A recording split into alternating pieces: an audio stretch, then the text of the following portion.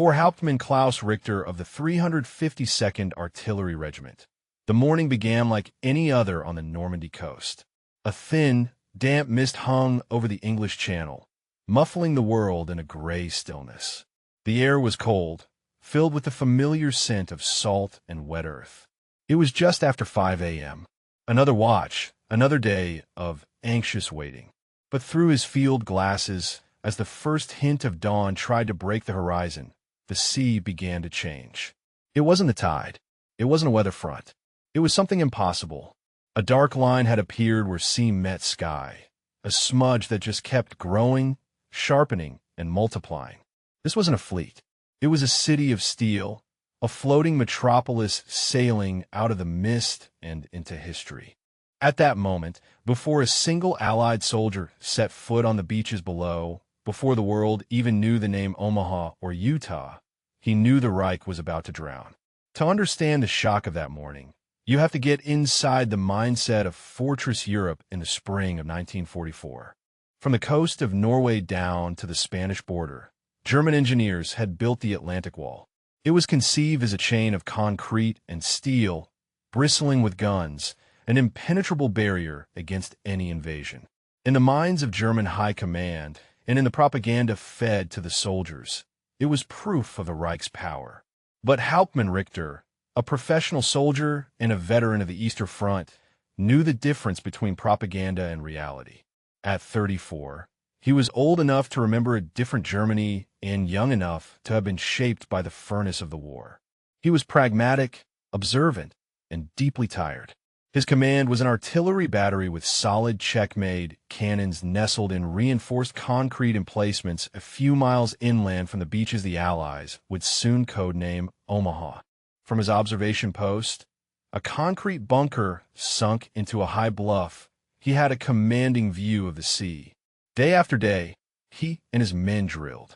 They calculated firing solutions, maintained their guns, and stared out at the gray empty water. The talk was always of the invasion, der Tagex, the day of days. But when would it come, and more importantly, where?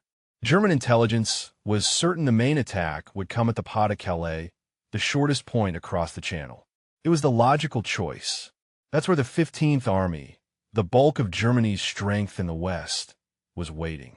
Normandy was considered a sideshow, maybe a spot for a diversion, but not the main event. This was a massive strategic miscalculation, and it was no accident. It was the result of a brilliant Allied deception campaign called Operation Fortitude, and it left the Normandy defenders dangerously exposed. Richter's unit, the 352nd Artillery Regiment, was better than most in the area, but it was still just a shadow of the elite forces that had conquered France 4 years earlier. It was a mix of seasoned veterans from the East like himself and a larger number of very young teenage conscripts and older reservists. They were brave and dutiful, but they weren't the stormtroopers of 1940. They were defenders tasked with holding a line that was stretched far too thin.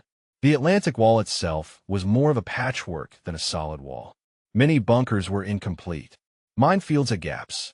The vast distances meant even a powerful strong point could be isolated and bypassed. Richter knew this. He had seen the shortcuts local farmers still used, the blind spots in the fields of fire. He had a professional skepticism about their chances against a truly determined assault. In the weeks leading up to June, the tension had been a living thing. Field Marshal Erwin Rommel, tasked with improving the defenses, had been a whirlwind of activity. He ordered millions of mines and thousands of jagged steel obstacles placed on the beaches. The men called them Rommel's asparagus. Rommel understood a truth that the high command in Berlin seemed to ignore. If the Allies weren't defeated on the beaches in the first 24 hours, the war in the West would be lost. Allied air power would shred any German reinforcements trying to move to the coast. The first day was the only day that mattered. But on June 5th, the weather turned. A storm blew in with high winds and rough seas. The German Meteorological Office confidently predicted an invasion would be impossible for days. This forecast allowed many senior officers to relax. It was why Rommel himself wasn't even in France. He had gone home to Germany for his wife's birthday. The storm would keep them safe. So, as Richter stood watch in the pre-dawn chill of June 6th, the mood was routine. The storm had passed, but the sea was still choppy. No one expected a thing. He was looking east when he first saw it. A flicker. He raised his powerful Zeiss field glasses and focused. His heart, which had been beating in the slow rhythm of a night watch, began to hammer against his ribs. It wasn't a flicker. It was ships, not a patrol, not a raiding party. Hundreds of them, and behind them more and more still. He swept his field glasses left and right. Everywhere he looked, it was the same. The sea was no longer gray water. It was a solid mass of dark, menacing shapes. He felt a cold dread creep up his spine. It was the feeling of a man looking at a math problem he could not possibly solve. For a long moment, Richter just couldn't process it. The sheer scale was an insult to logic.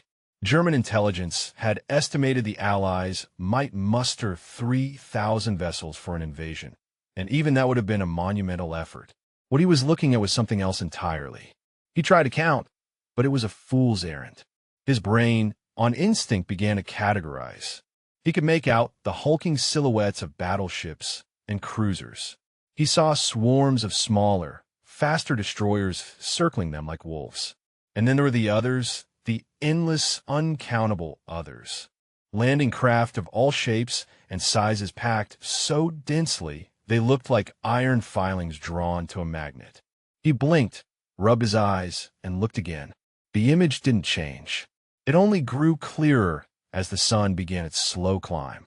The official number for the entire operation would later be confirmed at nearly 7,000 vessels, an armada from 8 different nations.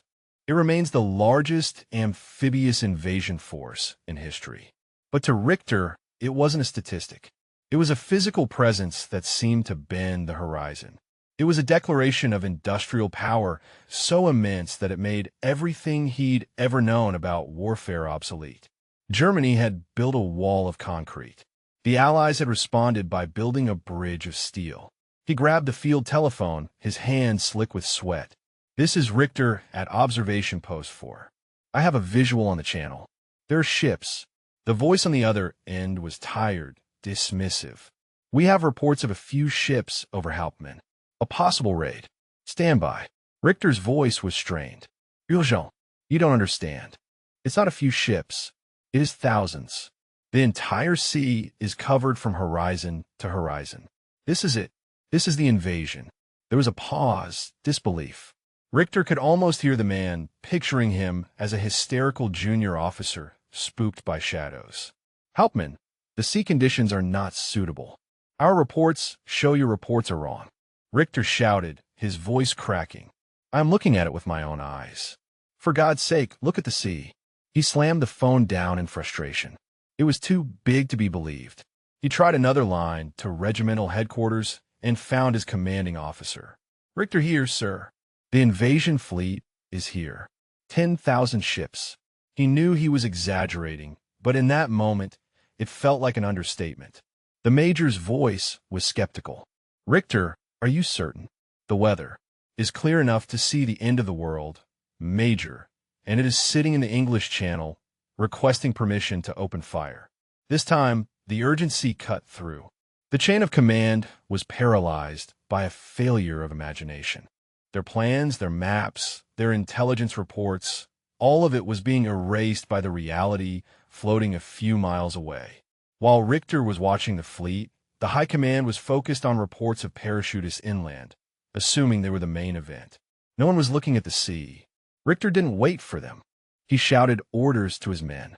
Roused by the commotion, they stared out from their positions, their faces a mixture of awe and terror. They saw what he saw. The drills were over. This was real. The heavy shells were brought up from the magazines. Rangefinders called out numbers that seemed impossibly large. The giant barrels of the cannons, silent for so long, elevated slowly, pointing their noses toward the impossible fleet. Richter stood in his post, field glasses pressed his eyes. He could see the landing craft beginning to form up. He could feel the vibration in the air, a low hum of thousands of engines. It was the sound of a superpower breathing, and he was about to throw the first stone. The order finally came just before 6 a.m. Engage at will. For Richter, it was a release. The paralysis of disbelief was broken by the familiar clarity of action. He roared into the telephone. A moment later, the ground trembled as the first gun fired. Then a second and a third. The shells screamed out over the water. Richter tracked them through his field glasses, a surge of professional pride mixing with his dread. He saw plumes of water erupt in the midst of the fleet. A miss, then another. His men were good. They adjusted their aim, firing with a disciplined rhythm. And for a brief moment, they made their mark. Richter saw a direct hit on an American destroyer, the USS Corey. There was a flash of orange and a puff of black smoke. While some accounts suggest the ship may have also struck a mine, from Richter's perspective, his guns had drawn first blood as the ship listed, crippled, and later sinking. A cheer went up from his men. For a few minutes, it felt like a real battle. It felt like their training mattered. But the feeling was fleeting because after the Corey was hit, the fleet did not scatter. It didn't slow down. The gap in the formation was simply filled. The endless lines of ships kept coming. An iron tide that couldn't be stopped. His guns fired again and again. But for every one ship they might harass, 100 sailed past untouched. Richter felt a profound sense of futility wash over him. He was a man with a bucket trying to empty the ocean.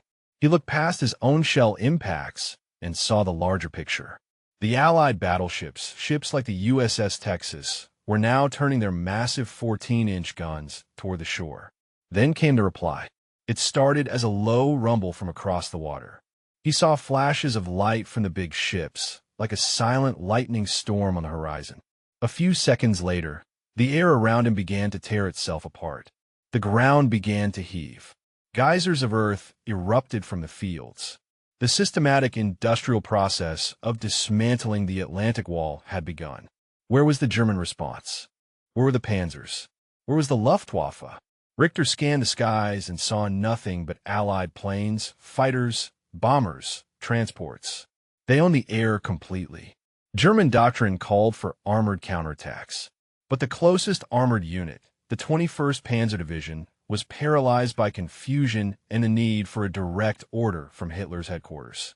When it finally did move, it moved without air cover into a sky black with Allied fighter bombers, and it was decimated before it even reached the front. It was in that moment, with his own guns firing and the sky raining steel, that Richter understood this wasn't a fight. It was an extermination. The Allies weren't trying to outmaneuver him. They were trying to erase him. He and his men were good soldiers. They were about to die not because they were outfought, but because they were outnumbered on a scale that defied comprehension. They were participants in a contest that was already over. He and his men, the entire German army in the West, were like a finely crafted sword facing a steam-powered drop hammer. The outcome of the contest was never in doubt. For Hauptmann Klaus Richter, and for the thousands of German soldiers who survived that first day, the rest of the war was just an epilogue. They fought on driven by duty, by fear, or by a patriotism disconnected from reality. But the hope of victory was gone. It had vanished in the dawn light of June 6th.